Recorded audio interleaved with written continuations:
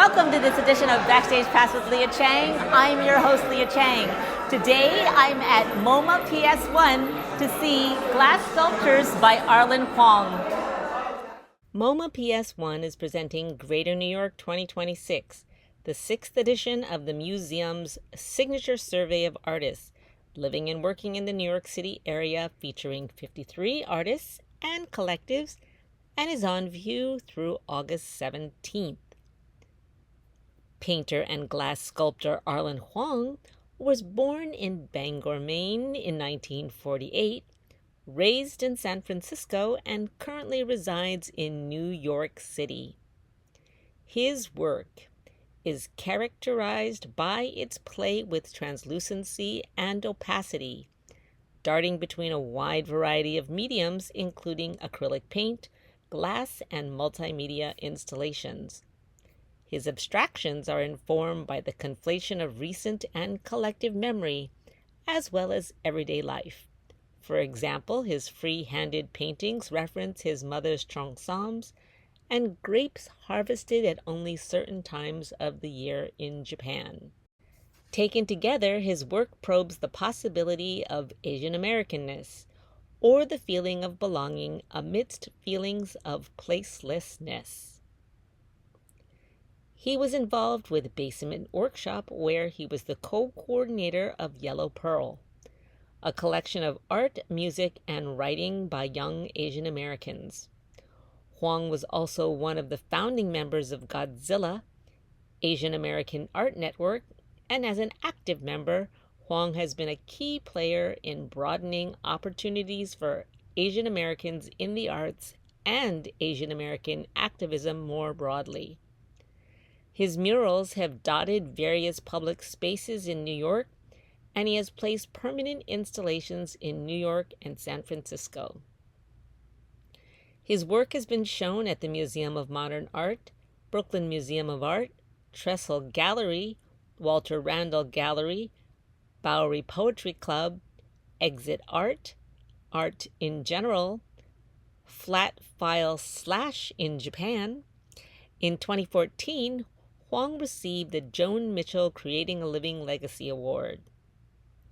Huang has 7 pieces in the Greater New York 2026 exhibition, all blown glass from 1992 to 1997.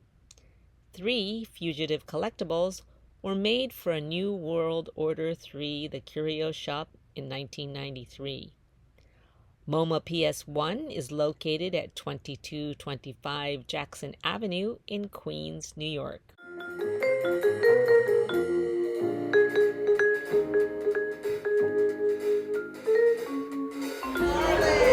Thank you very much for coming.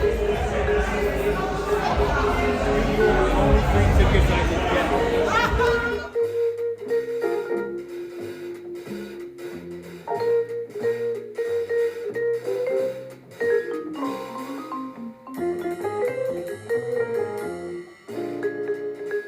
For artist space, and that was back in 1993, and they were made for the Godzilla show called the New World Order 3, the Curio Shop. So we had chosen the Curio Shop as the point of departure for Orientalism, and how the Curio Shop contains all the things that we are stereotyped with.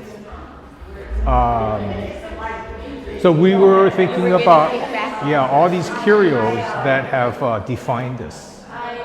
And at that time, there's an author, Edward Said from Colombia, wrote a book on Orientalism, which talked about all that. So these first pieces were the first attempt at dealing with Orientalism.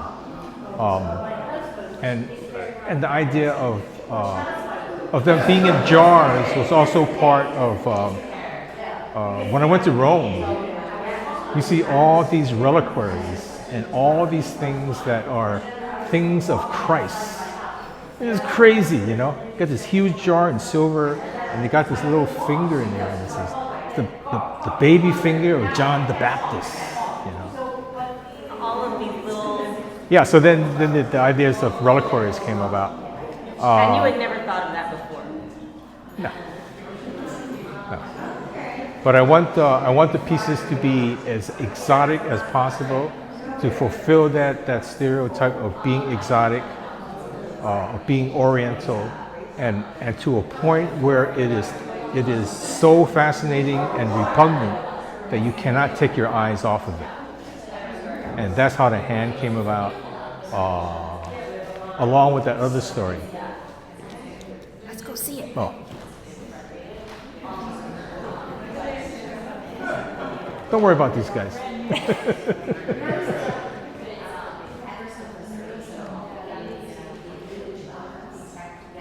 So was this the first one that you made?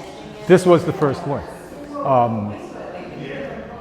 But I think, you know, when we talk about Orientalism and stereotypes, you know, we are also subject to it. I grow up with those stereotypes. That's why I'm fascinated with Anime Wong. I'm fascinated with Charlie Chan. So in order to try and recapture, to re-own these certain stereotypes, like the dragon. Dragon is so stereotyped. But all these things have dragons, and I'm trying to reclaim them in a different way and re-own them because they belong to us. You know, they don't belong to the stereotype. So that was the whole attempt. And so what was the second piece that you made? Second, I think it was these two. It's actually that one also.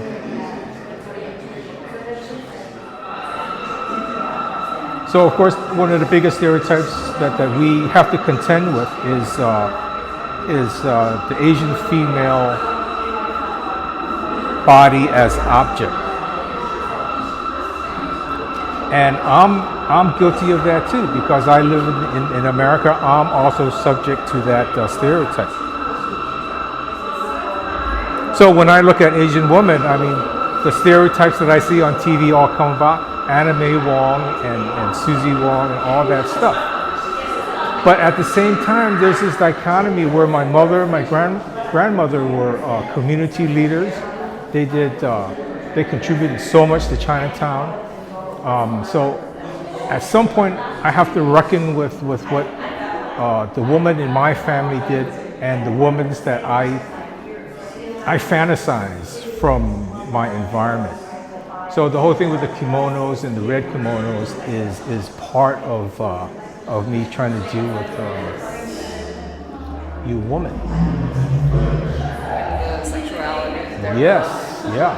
Because it's also sexualized with it being a pillow. That's right. Resting on it. Wrapped in a stereotype, and even a more constrained stereotype. They grew up in the 30s and 40s. What kind of community work did they do? They were Chinatown. My grandmother raised all the funds to build at that point, the Chinatown YWCA, which is now the Chinatown History Society. My mother always worked in the community. She developed the whole program for immigrants.